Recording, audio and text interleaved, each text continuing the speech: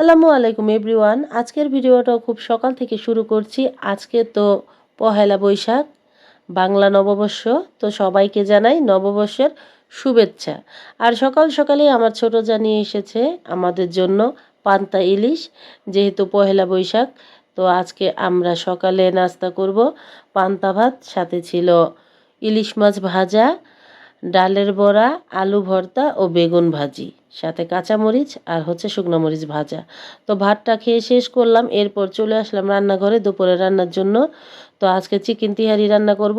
এর জন্য গোস্তটা ভালোভাবে ধুয়ে নিয়েছিলাম কেটে কুটে, সাথে টক দইটাও ফেটে নিয়েছি। আর এই যে এখন তো মুরগির গোস্তটা খুব ভালোভাবে ভেজে নিচ্ছি।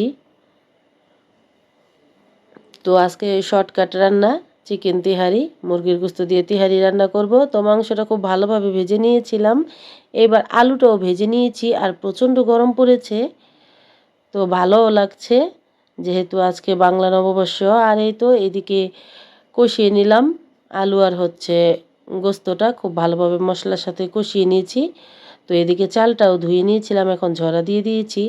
আমার ছোটো যা চলে গিয়েছিল ভাগ্যকুল, তো আমাদের জন্য নিয়ে এসেছে আইসক্রিম, দই আইসক্রিম। তো গাইস প্রচণ্ড পরিমাণে গরম পড়েছে, তো আমি রান্না করতেছি আর এই আইসক্রিমটা এখন খাবো।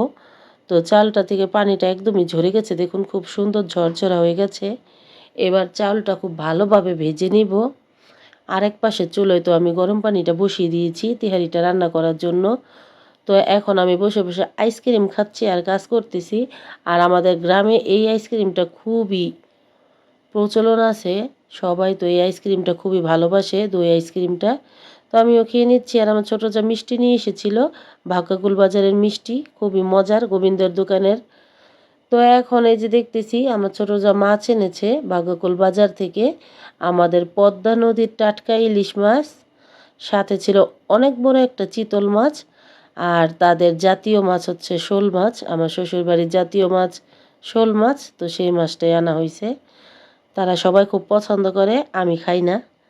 তো মাছগুলি অনেকই সুন্দর ছিল, তো আমি দেখতেছিলাম মাছগুলি। তো এবার চলে আসলাম আবার রান্নার কাছে। তো চালটা তো আমি পাতিলার মধ্যে দিয়ে গিয়েছিলাম, ভেজানো চালটা তো অনেকটাই ফুটে এসেছে। এর মধ্যে এবার গোস্ত আর আলুটা মিশিয়ে দিচ্ছি। তো এখন খুব ভালোভাবে মিশিয়ে, চালটা তো বলক চলে এসেছিল, তো এখন প্রায় 80% হয়ে গেছে। এখন ঢাকা দিয়ে রেখে দিব কিছুক্ষণ। আর এই তো হয়ে গেছে আমার তেহারিটা, মুরগির গোস্তের তেহারি খুবই মজার। তো আমি এখান থেকে বেরিয়ে দিয়ে দিচ্ছি। তো এক এক করে পাঠিয়ে দিচ্ছি সব করে, সাথে একটি করে আরসিও দেওয়া হচ্ছে, মানে কোমল পানীয়। এরপর তো সবাই গোসল করে চলে এসেছে খাওয়ার জন্য। তো এখন আমরা বসে পড়েছি। তো সারামণি আজকে হাত দিয়ে খাবে, ও তো বলছিল ও হাত দিয়ে খাবে, তো এখন আমরা সবাই খাবো। আর আরসির সাথে একটু বরফ না হলে আমার ভালো লাগে না। তো খুব মজা করে আজকে পহেলা বৈশাখের দিন অনেক কিছুই খাওয়া হলো। তো খাওয়া দাওয়া করে নিচ্ছি, আলহামদুলিল্লাহ খুবই মজা হয়েছিল। তেহারিটা দেখতেও যেমন সুন্দর, খেতেও খুবই মজা। তো প্রচণ্ড গরম, তো এখন গরমের মধ্যে আমরা তেহারিটা খেয়ে নিচ্ছি। এরপর তো বাচ্চারা ঘুমিয়ে পড়েছিল। তো খাওয়া দাওয়া শেষ করে বাচ্চারা একটু রেস্ট নিল, আর আমি খুব মজা করে খেলাম। এরপরে আমি একটু মিষ্টি বানিয়েছিলাম, যেহেতু পহেলা বৈশাখ, বছরের প্রথম দিন একটু মিষ্টি মুখ না করলে হয় না।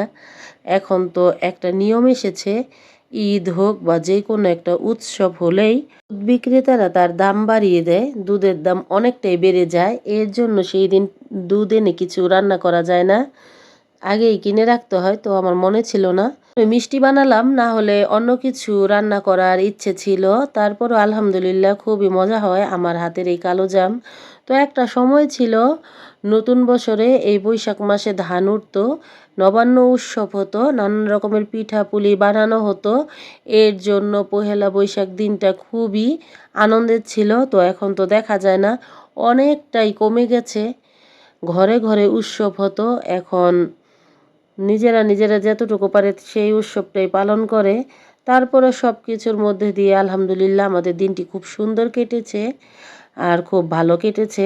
আপনারা যারা আমার ভিডিওটি দেখছেন সবাই আমার ভিডিওতে লাইক করবেন, সাবস্ক্রাইব করবেন যদি ভিডিওটি ভালো লাগে। এখানে আজকে বিদায় নিচ্ছি।